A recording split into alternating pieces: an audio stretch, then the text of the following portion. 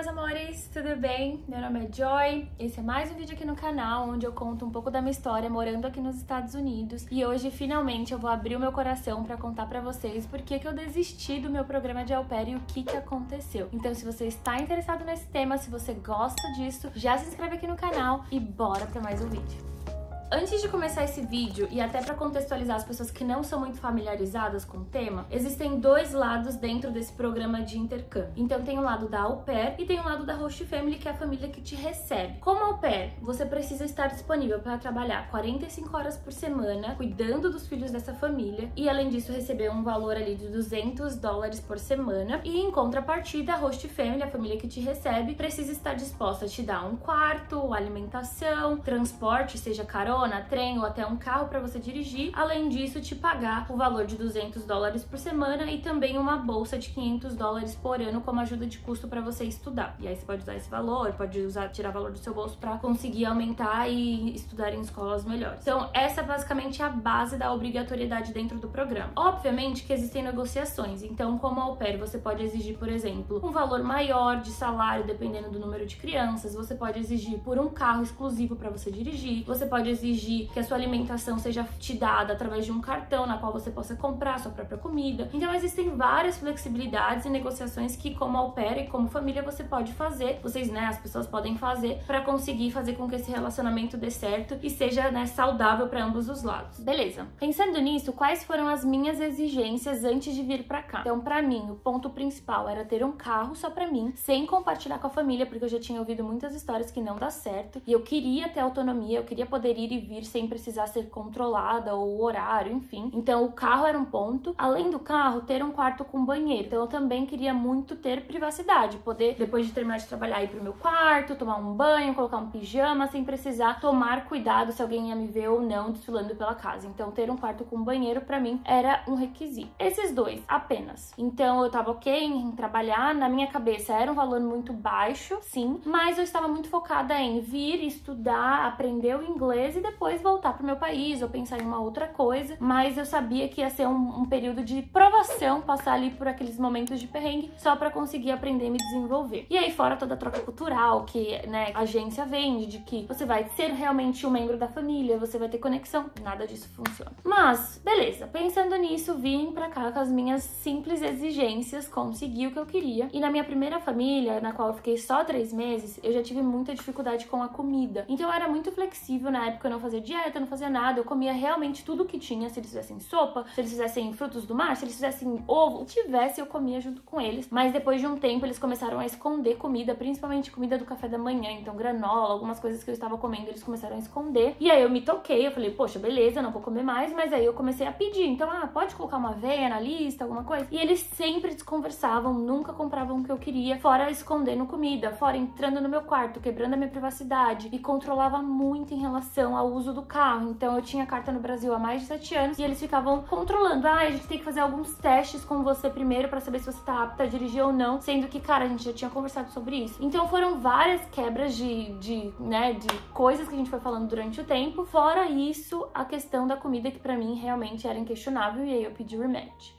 Com essa experiência, sabendo de tudo isso, eu falei assim, não, beleza, eu vou preparada para minha segunda família. 3 meses ali nos Estados Unidos, passei uns perrengues, mas estava disposta a achar uma família melhor. Então comecei a procurar, já com uma exigência, além do carro e do quarto com banheiro, também de ter um cartão só pra mim, na qual eu pudesse comprar e comer o que eu quisesse. Se eles quisessem estipular um valor, beleza, o que as famílias geralmente não fazem, né, porque ninguém compra o mercado inteiro. Mas independente se eles estipulassem o valor ou não, eu queria ter, né, a autonomia de conseguir comprar minha própria comida, o que eu quisesse comer em relação a ingredientes, sem que eles ficassem me controlando ou sem que eu precisasse depender deles pra ir no mercado comprar pra mim. Funcionou muito bem, encontrei uma segunda família que parecia ser incrível, então eu tinha um número maior de crianças, passei de cuidar de 2 crianças pra cuidar de 3 crianças, mas em contrapartida eu teria um quarto só pra mim, banheiro só pra mim, um carro só pra mim, eles pagariam a minha gasolina, eu teria ali um cartão pra ir no mercado e comprar o que eu quisesse comer, fora toda a estrutura de casa, de família, enfim. Eu tinha me interessado e eu pensei, é isso, é o que eu quero, bora mudar. me mudei. Essa família que eu estou falando agora é a família que vocês acompanharam por muito tempo no meu Instagram. Quem não me conhece talvez não vai conectar tantos pontos, mas era uma família que eu era muito apaixonada, principalmente pelo meu baby. Eu cheguei, ele tinha 2 anos, e depois eu saí de lá, ele já tinha 3, quase 4 anos. Mas eu fiquei com eles durante ali 1 ano, mais ou menos. Na verdade, mais do que 1 ano e 3 meses. O ideal seria ficar com eles 1 ano e 9 meses, mas eu acabei saindo antes. E aí eu vou te contar pra vocês o motivo. Bom, no começo era tudo incrível, porque você é nova, eles te dão mais atenção, você tem ali todo o suporte. Se você erra uma coisa ou outra, você consegue entender que você tá aprendendo. Porém, depois de um tempo, começou a ficar... as red flags, os sinais, eles começaram a aparecer e eu comecei a ignorar. Com medo mesmo, eu tinha medo de passar por outro rematch, mudar de cidade, ou seja lá o que for. Mas comecei a ignorar os red flags, que eram... as crianças eram muito mal educadas, não dava bom dia, não dava boa tarde, não falava obrigada, não pedia por favor. Então,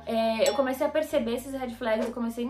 talvez beleza, eu sou nova, eles não me conhecem ainda, tudo bem. Mas depois eu comecei a perceber que os pais ignoravam isso também e pra eles era um normal. Tipo assim, é isso mesmo, se você quiser você vai ter que fazer. Fora isso, eu era uma empregada pra eles, então tipo, de pegar água, simples, pegar uma água no copo e entregar, eu tinha que fazer isso. Eles não podiam pegar a própria água, e a gente tá falando de crianças de 10 anos, de 12 anos. Eu tinha que cozinhar pra todos eles, todos os dias, então cada um comia uma comida diferente, então não era uma coisa que eu fazia pra todas as crianças, cada criança tinha a sua dieta, então uma comia só macarrão, o outro escolhia cada dia um prato diferente, e eu era obrigada a fazer aquilo tudo, fora laundry, fora todas as obrigações que como au pair você tem. Enfim, eu poderia ficar aqui, gente, falando por muitas horas, coisas que tanto as crianças quanto os pais me fizeram passar, e eu fui ignorando. Eu não queria passar por um outro rematch, eu não queria trocar de cidade, eu não queria começar do zero, eu tava com muito medo, eu já estava muito habituada na minha cidade, eu estava estudando, então as coisas estavam caminhando, então isso me fez me apegar nos benefícios que eu tinha. Então eu pensava, tá, eles me tratam mal, mas pelo menos eu não passo fome igual na outra família. Eles me tratam mal, mas pelo menos eu tenho um quarto confortável. Então eu ficava me apegando nos meus benefícios e nos meus objetivos. Então calma, já tá acabando, eu tô terminando meu curso, calma, tá acabando, você tá fazendo isso. Enfim, me apegando ali nos meus objetivos pra conseguir sustentar aquela situação. E graças a Deus fazendo terapia e ciente de que tudo aquilo não era culpa minha. Eu tava dando o meu melhor e eles eram daquele jeito. Nada que eu fizesse ia mudar, porque eu fazia muito, eu dava o meu máximo, eu queria fazer tudo. Mas eu comecei a entender que aquilo não ia mudar, que era mais sobre eles do que sobre mim. E foi nisso que por muito tempo eu me apeguei. Porém, começou a passar da coisa, né, dos red flags pra uma falta de respeito. A mãe era muito narcisista, muito autoritária, ela era muito infeliz, na verdade, assim, tudo ela reclamava, até quando eu fazia tudo 100% perfeito. Uma vez ela veio reclamar sobre o quanto eu estava me dedicando na academia, eu ficando tantas horas na academia, sendo que nem era da conta dela, nem tava dentro do horário de trabalho, mas parecia que se eu fizesse tudo, ela achava uma coisinha que deixava ela infeliz, sabe? E aí, fora assim, né, gente, me tratando mal, trocando meu horário de última hora, tudo tava ruim, me fazia fazer coisas que eu não era obrigada a fazer, até lavar o carro, gente, lavar o carro, que é assim, $20, que é a obrigação deles, eles queriam que eu lavasse o carro. Então, eu comecei a perceber que tava passando de falta de respeito mesmo. Eu cheguei a pedir rematch, ela pediu desculpa, eu continuei por um tempo, mas aí eu percebi que não dava mais. E o que me fez ficar não foi porque ela pediu desculpa, foi porque realmente eu não tinha dinheiro. Eu não esperava passar por um rematch e eu não esperava, né, que tudo fosse tão caro pra continuar no país por minha conta. Então, isso me fez continuar por um tempo até eu juntar dinheiro e conseguir, sabe, ficar e não precisar voltar pro Brasil. Mas assim,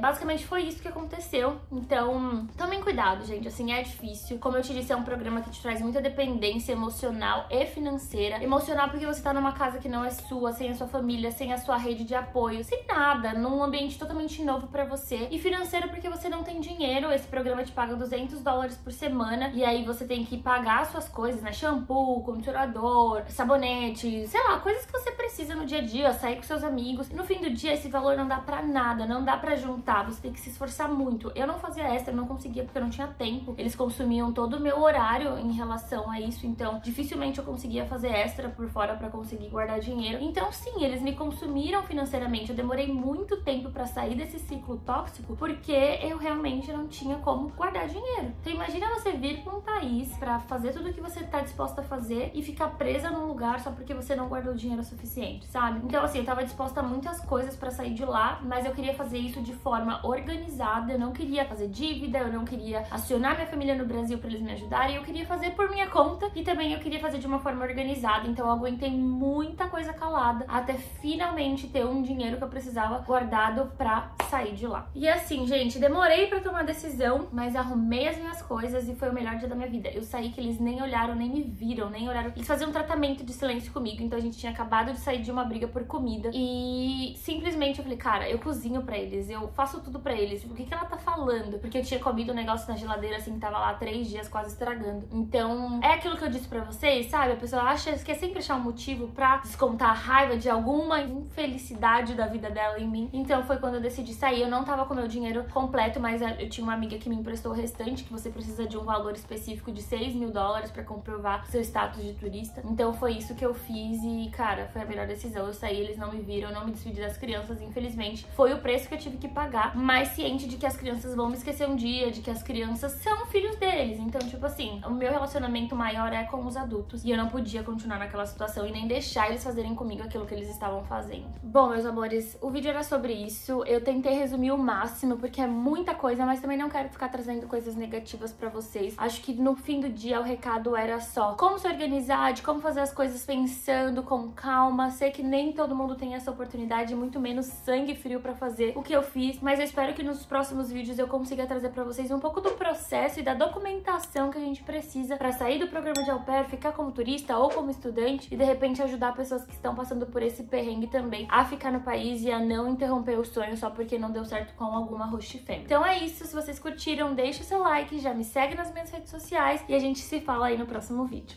Um beijo!